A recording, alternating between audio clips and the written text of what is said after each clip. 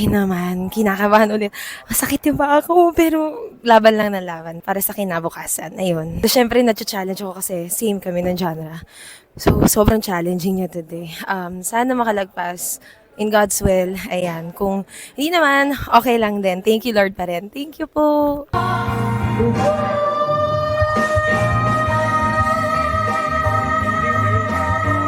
I think mas okay po ata yung pinakita ko this second round. Pero tignan po natin kung papalarin.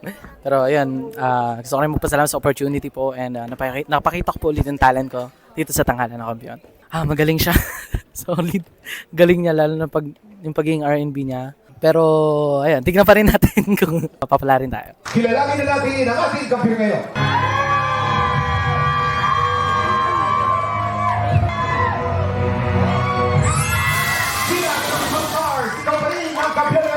Congratulations! Meron bang pressure ikaw naramdaman nang si Sir Christian ang naginampalan sa'yo ngayon?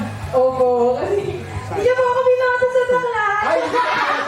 May tiwala naman po kasi ako sa judging ng mga ilang pala. So, kahit ano naman pong mangyari ngayon is, alam ko pong will naman po talaga ni Lord.